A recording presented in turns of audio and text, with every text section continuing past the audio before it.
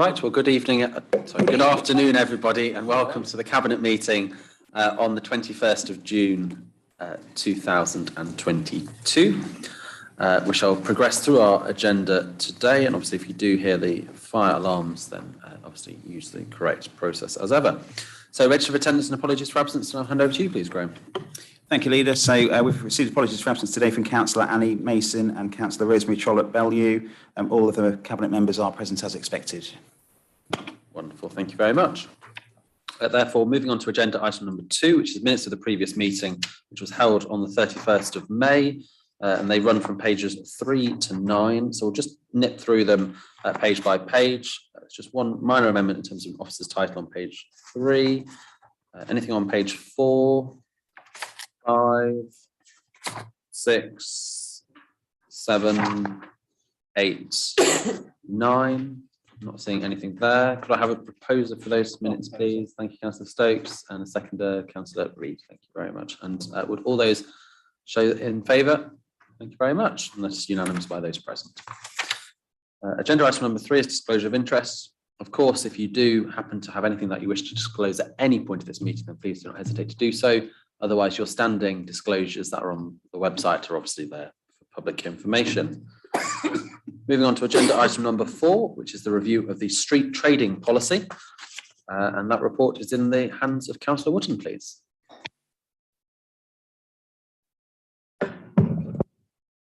Thank you, Leader. Review of the street trading policy. The existing street trading policy was adopted on the 1st of January 2012 and provides the framework upon which the licensing authority delivers its functions in relation to street trading activities, which are the selling or exposing or offering of sale of any article in any street. A review has been undertaken to ensure the policy reflects any current guidance and continues to be fit for purpose whilst promoting improvements. The draft policy has been reviewed by both the Licensing Committee and the Environment Overview and Scrutiny Committee and has been subject to a 6-week public consultation. The public consultation included direct contact with existing street traders in the district and other relevant stakeholders such as parish councils, Lincolnshire Police and Lincolnshire County Council Highways. A press release, social media and the council's website were used to promote the consultation more generally. 5 survey responses were received. The significant proposed changes to the policy are detailed in paragraph 1.6 of the report, which is page 12. A detailed log found in Appendix 1, which is page 17, with comments from consultees and responses at Appendix 2. The final draft policy is at Appendix 3. Changes prior to consultation are in red text. Changes following the consultation are in blue text. Just a few bits to add to that, Leader. Anyone who wishes to trade on a street, highway, other trading area or private land to which the public have access without payment must hold a street trading consent.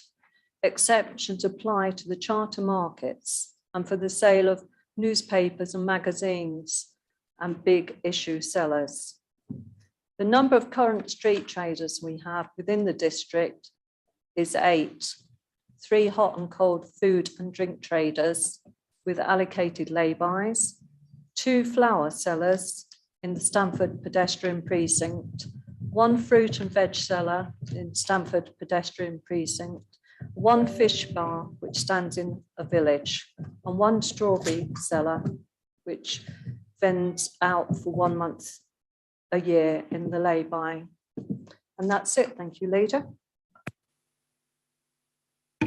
Thank you very much, Councillor Wootton. I think it's absolutely right that we review this policy, as you already mentioned. I think the last one was adopted on the 1st of January 2012. So I think for most of us, well, for a few of us in this room, that was less than a year after we'd actually first got elected So it is definitely something that was needed to be reviewed, and I'm delighted that obviously it did go to both the licensing committee and also the Environment OSC committee as well for their consideration in terms of whether or not this is the right thing we should be promoting and how we've got to today. So I'd like to thank you and your team for bringing this forward. Do we have any comments or questions in terms of this report?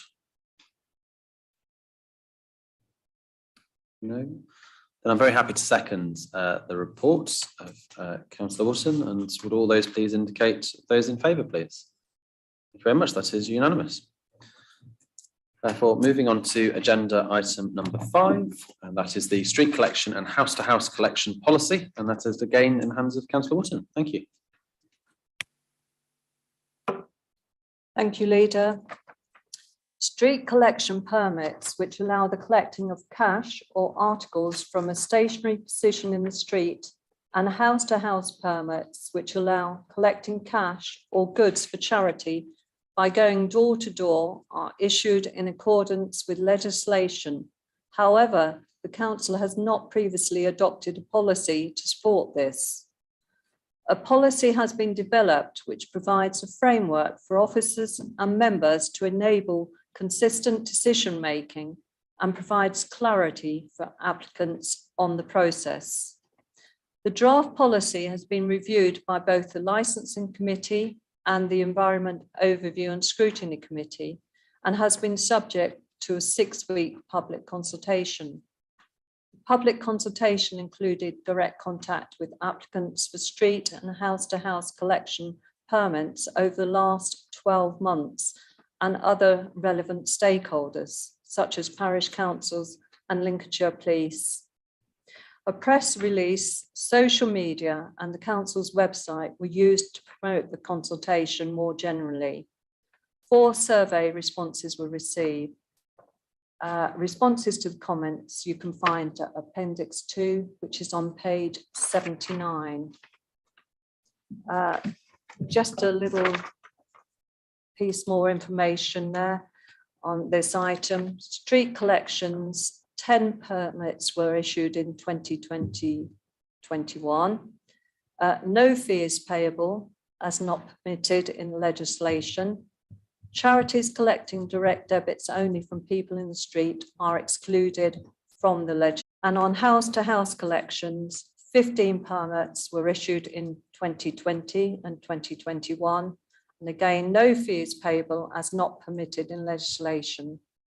And many large charities hold a national exemption, example for charity bags, and do not need to apply to SK for a permit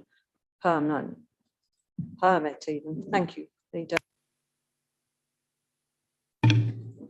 No, thank you, Councillor Wootton, for that. And I think it's a really key document in terms of it just being enabling both our officers and members a framework to actually act in a sort of consistent in terms of making those decisions. And also in a transparency way, because obviously for us, it's then about being very clear about, what the application process is, about what the determination process is, and then also, if there is, the reasons then for refusal or revocation of any of those licenses as well. So in that sense, it's a really positive step forwards for all involved. Do we have any comments or questions on this policy?